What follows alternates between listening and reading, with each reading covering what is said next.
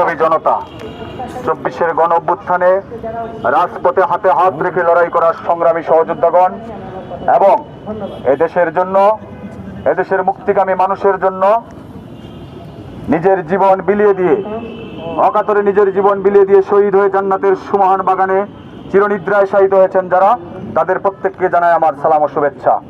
সংগ্রামী উপস্থিতি, আপনারা জানেন আমরা এখানে দাঁড়িয়েছি কাউরান বাজারের পশ্চিম তেস্তুরি বাজারে স্টার হোটেলের সংলগ্ন রোডে গতকাল রাত 8:30 সময় বিএনপির অঙ্গ সংগঠন বাংলাদেশ জাতীয়তাবাদী স্বেচ্ছাসেবক দলের সাবেক সংগ্রামী সদস্য সচিব মুদাসসির ভাইকে যেভাবে গুলি করে হত্যা করা হয়েছে, আমরা সেই হত্যার প্রতিবাদে এখানে দাঁড়িয়েছি।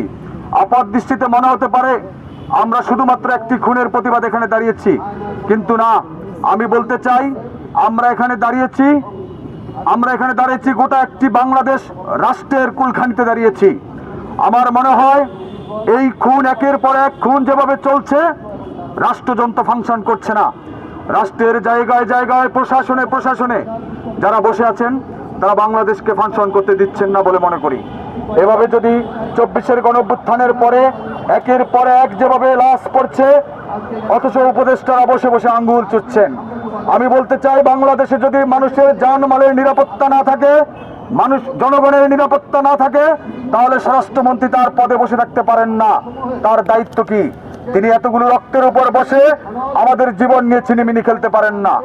আমরা আরো দুঃখের সঙ্গে লক্ষ্য করেছি, বিএনপির সালাউদ্দিন আহমেদ ভাই বলেছেন যে এটি একটি বিচ্ছিন্ন ঘটনা। তিনি বলেছেন, বড় দুঃখের সঙ্গে বলতে হয়। আমরা বলতে চাই, বাংলাদেশে কোনো ঘটনাই বিচ্ছিন্ন ঘটনা নয়। একটি মানুষের জীবন কখনোই বিচ্ছিন্ন হতে পারে না, একটি পাখির জীবনও বিচ্ছিন্ন নয়। অতএব এই ধরনের তোষামোদী কথা বলা বন্ধ করতে হবে। হত্যার রাজনীতি বাংলাদেশে বন্ধ করতে হবে। কারা এই হত্যার রাজনীতিতে মেতে উঠেছে, কারা মানুষের রক্ত নিয়ে ছিনিমিনি খেলতে চায়, আমি বিশ্বাস করি এদেশের প্রশাসন চাইলে মুহূর্তেই সেটা বের করতে পারে। অথচ তারা সেই ফাংশন কেন করছে না? কাদের ইন্ধনে এসব হচ্ছে? আমরা অতি দ্রুত দাবি জানাই, তাদেরকে জনতার সামনে বিচারের মুখোমুখি করুন। ইনকিলাব জিন্দাবাদ, আওয়ামী বাংলাদেশ জিন্দাবাদ।